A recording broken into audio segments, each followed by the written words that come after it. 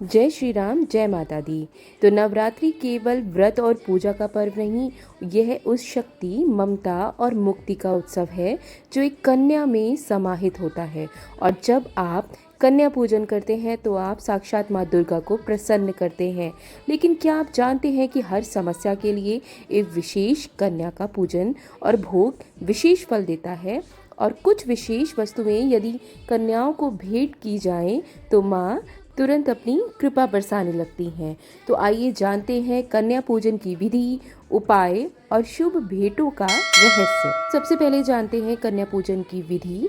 वैसे तो हम सभी के परिवारों में ये बचपन से ही हम देखते आए हैं, लेकिन कई बार हम कुछ न कुछ त्रुटि करते रहते हैं।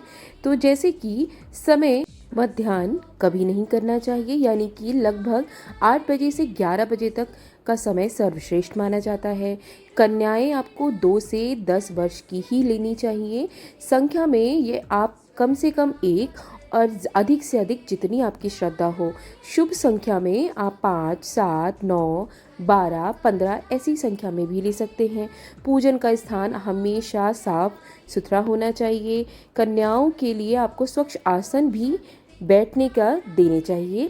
साथ ही साथ चरण पूजन अवश्य करना चाहिए, ये बहुत ही शुभ होता है। इसमें आपको गंगा जल से पाँव धोने हैं। आपको चंदन, अक्षत, फूल भी अर्पित कर सकते हैं। साथ ही साथ मैया की सबसे प्रिय वस्तु आलता भी लगानी चाहिए।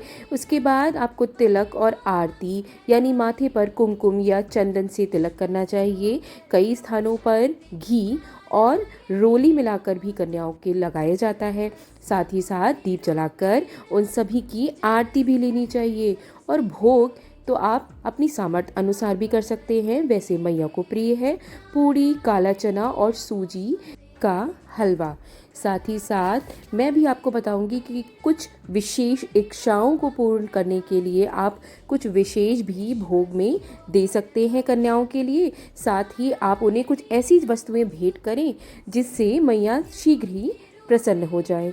अब आपको कन्या पूजन में दक्षिणा और भेंट देनी है भोग के बाद। उसके बाद उनको विनम्रता पूर्वक विदा करना है। विदा करने के लिए उन्हें अपने घर के गेट तक तो कम से कम अवश्य छोड़ के आना चाहिए। साथ ही बहुत ज़रूरी बात याद रखिएगा कि आपको लांगुर को अगवानी करते चलने देना चाहिए, यानी कि जो आपने बालक बुलाया है कन्या पूजन में उसको आगे भेजना चाहिए। तत्पश्चात आपको कन्याओं को भेजना चाहिए। और जब वो निकले तो कोशिश करिए कि उस बालक के हाथ में एक नीम की डाली हो तो बहुत ही शुभ होता है। मैं आपको बताऊंगी कि आपको अपनी विशिष्ट इच्छाओं के लिए कौन सी कन्याओं को अवश्य बुलाना है, साथ ही उन्हें भेंट में क्या देना है। लेकिन पहले आपको बता दूं कि आपके लिए सर्वश्रेष्ठ वस्तुएं क्या होंगी जो साधारण तौर पर सभी लोग दे सकते हैं। जैसे लाल चुनरी या रुमाल भेंट कर सकते हैं, माँ को बहुत प्रिय है।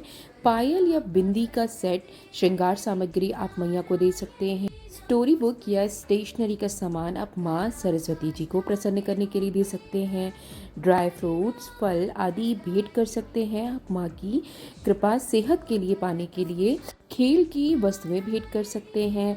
आप लाल रंग के कोई वस्त्र भेंट कर सकते हैं, जैसे आपकी पॉकेट अलाउ करे। माँ को आपका प्रेम, श्रद्धा ये चाहिए, ना कि वो पैसों से खुश होंगी। बस वो ये आपके भाव देखती हैं कि आप माँ को कितना प्यार करते हैं। अब यदि आपके पास कोई ऐसी समस्या है जिसका निदान काफ़ी लंबे समय से नहीं हो पा रहा है, तो आप इस नवरात्रि के कन्या भोग में कुछ विशेष उपाय कर सकते हैं। जैसे कि सबसे पहला उपाय रहेगा आपके विवाह में होने वाले विलंब को लेकर। तो इसमें आपको एक कन्या कम से कम ब्राह्मण की अवश्य बुलानी चाहिए। भोग व भेंट में उन्हें केसर का हलवा, पूड़ी और सफ़ेद कपड़ा अवश्य दें। यदि आपको संतान सुख में परेशानी आ रही है तो आप कन्याओं को देसी घी का हलवा अवश्य भेंट करें। साथ ही साथ उन्हें खिलौने भेंट करें। कन्या पूजन में आपके घर में कन्याएं नहीं बल्कि साक्षात देवी माँ आती हैं, तो हम उन्हीं का स्वरूप मानकर ही ये चीज़ें बता रहे हैं। धन संबंधी परेशानियां आपको घेरे हुए हैं तो आप निम्न वर्ग की कन्याएं अवश्य बुलाएं। जिनके माता पिता लेबरर्स हैं या ऐसे कोई कार्य करते हैं उनकी कन्याएं अवश्य बुलाएं।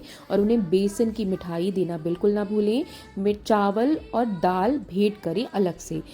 रोग मुक्ति के लिए आपको नारियल मिश्री अवश्य देनी है कन्याओं को। साथ ही आपको पढ़ाई में प्रॉब्लम आ रही है, कन्याओं को स्टेशनरी का सामान अवश्य भेंट करें और दूध की बनी हुई कोई वस्तु, कोई मिठाई अवश्य दें। और अगर आपके वैवाहिक जीवन में भी तनाव है तो आप लाल रंग के कोई ना कोई छोटा या बड़ा वस्त्र भेंट करें कन्याओं को।